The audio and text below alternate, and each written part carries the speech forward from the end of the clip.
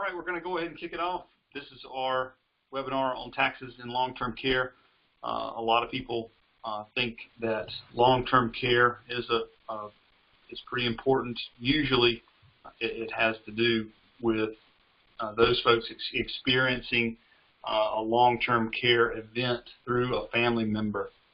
But a lot of those folks don't realize that long-term care is tax advantaged on the front end and the back end. So oftentimes a little bit of education goes a long way in this.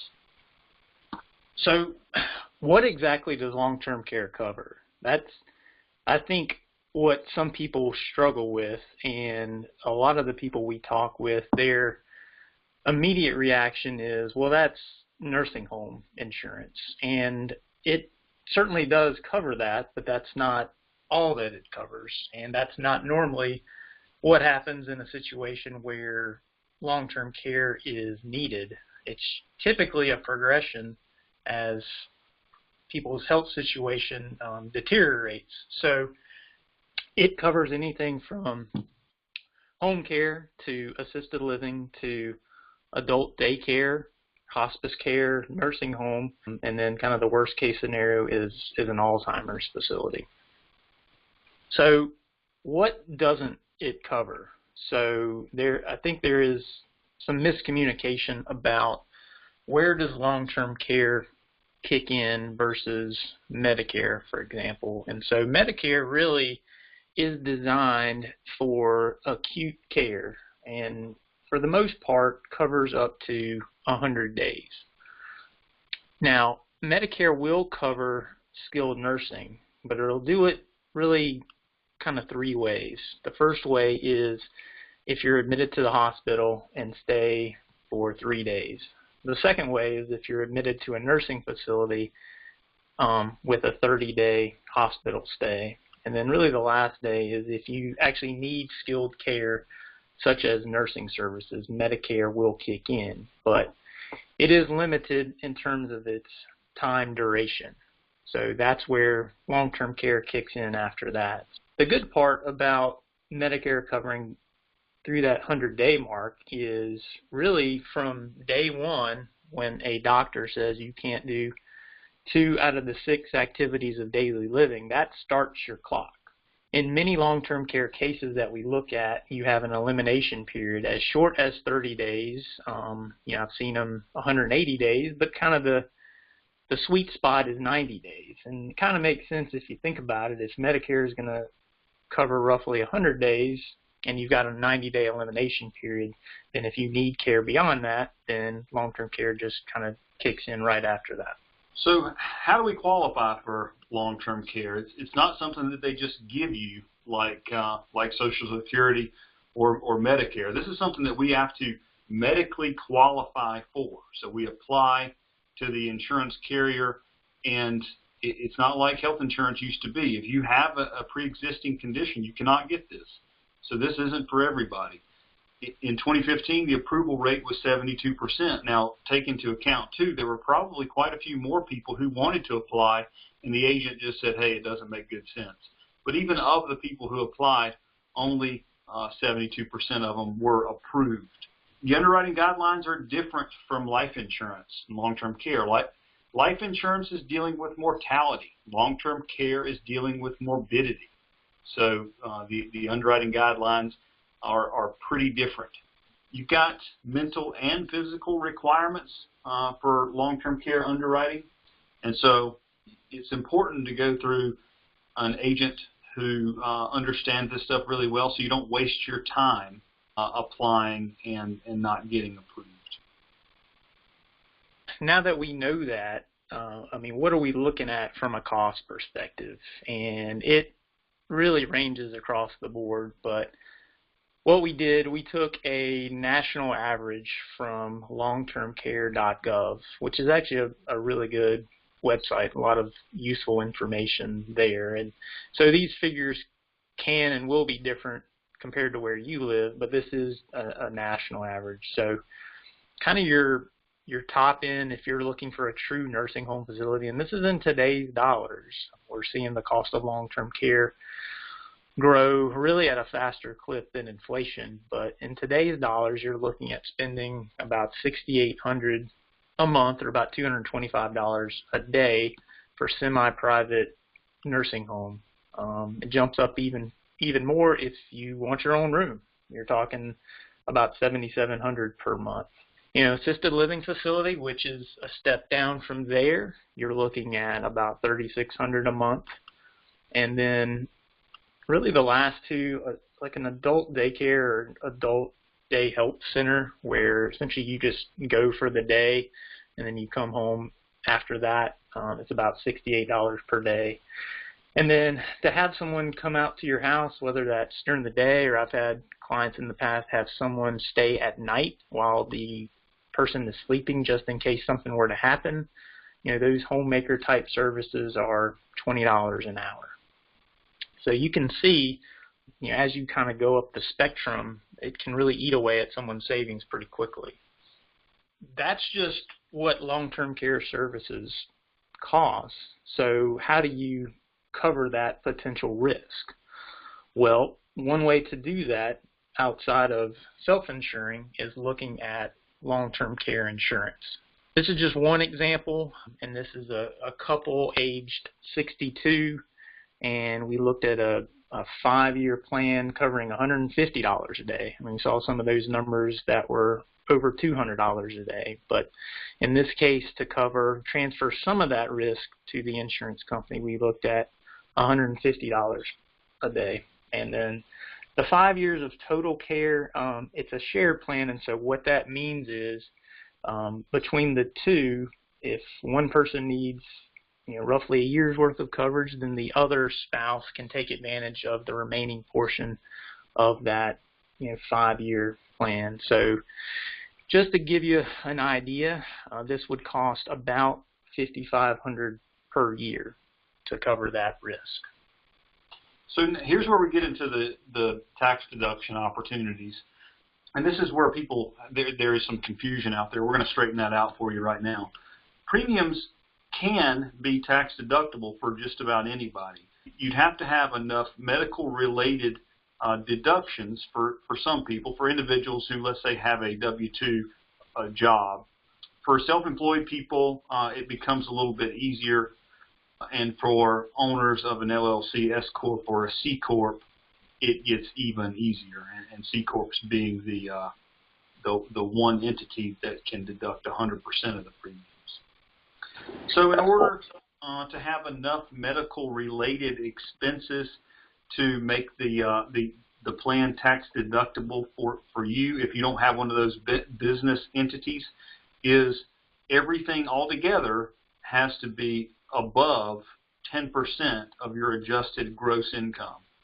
Now, examples of medical expenses are, these days, health insurance premiums, Medicare supplements, hospitalization, surgical services, x-rays, prescription drugs and insulin, dental care, replacement of contact lenses, and that's just a few. There are some more. I think some of us know that insurance premiums are scary high these days, so that gets you pretty close for a lot of folks who are at the age where they're considering long-term care. And I think that this is not something that a lot of people would have been as close to that 10% mark 5 or 10 years ago, but now this puts a lot of people at that level. So if you're going to be there already, then you can pretty much count on long-term care being tax deductible, or at least part of it. Well, the next logical question is, okay, it's tax deductible. How much can I actually deduct? Well, this chart right here shows you this is it's really an age-based criteria. So you can see if you're 40 or younger, it's $420 per year, and then it goes up really every 10-year block. And so once you get really above 60, 70 is a little bit tougher, but certainly once you get above 60, the deduction amount, and this is per person, goes up pretty substantially.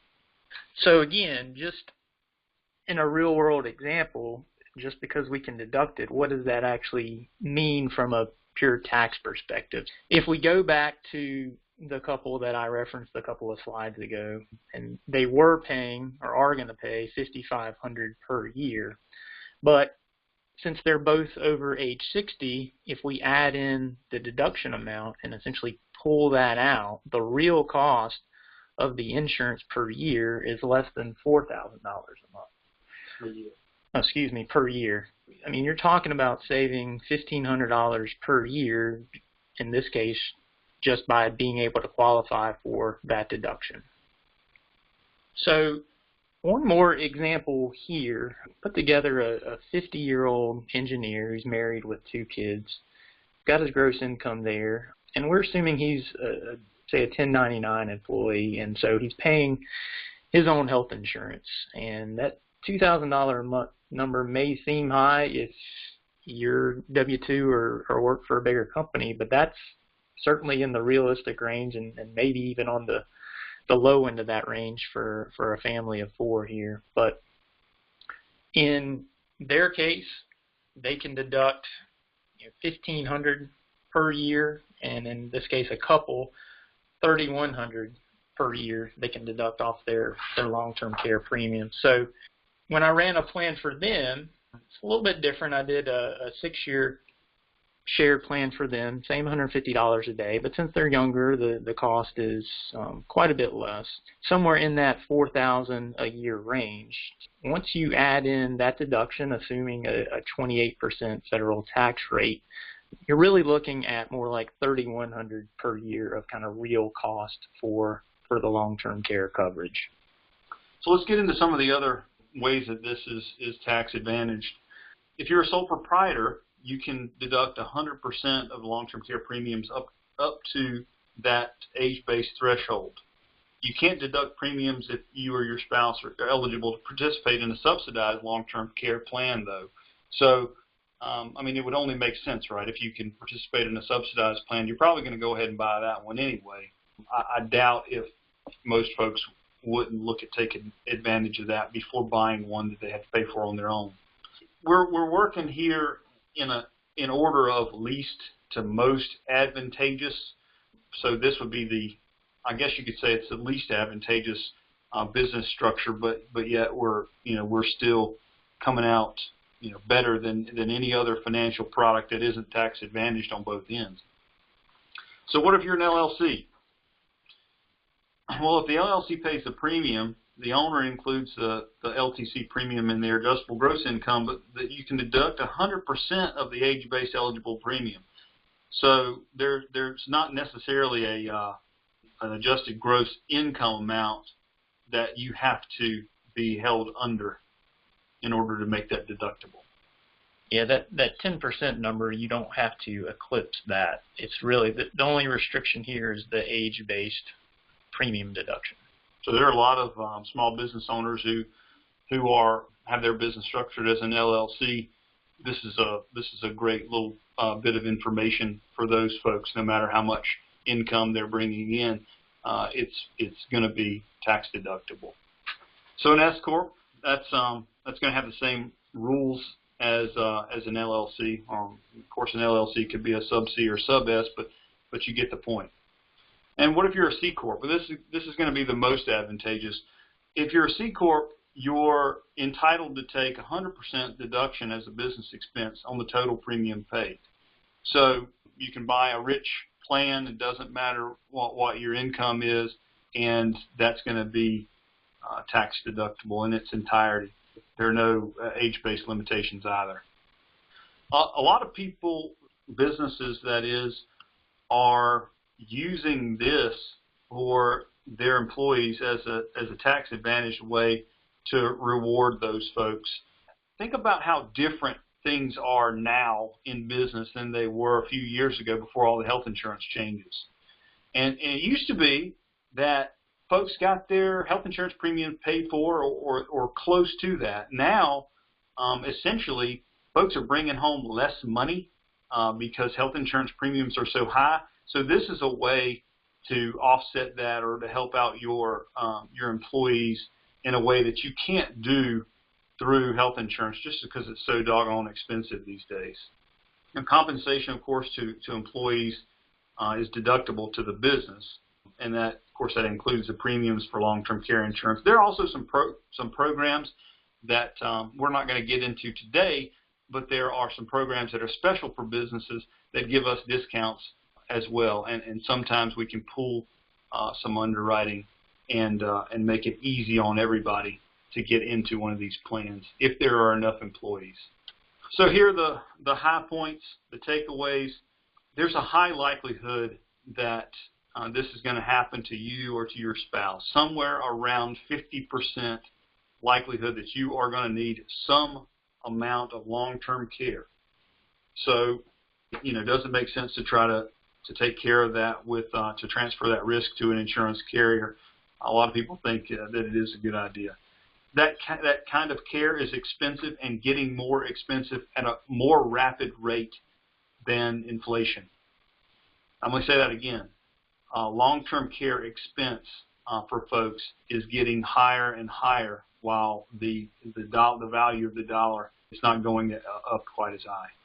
This is one of the very few financial products that's tax advantaged on both ends. What does that mean? That means that we can. There's a high likelihood that it's tax deductible on the front end, and it's tax free on the back end, no matter what. So the $150 a day benefit or $4,500 a month that the insurance company sends you is completely tax free. And the other thing is, of course, this is it's even better or easier to find the tax deduction for business owners, no matter what that structure is. It's a way that you can get ahead of some of these problems that we know that we're going to have money-wise in retirement if we can get into this early, take advantage of the money that we're making now before we end that or we stop making money in retirement, and have that to be tax deductible today. I'll just kind of add. I mean, I think it's a hot topic. If you've had a friend or a family member go through some level of this, which is usually what kind of triggers someone's interest to looking into this further.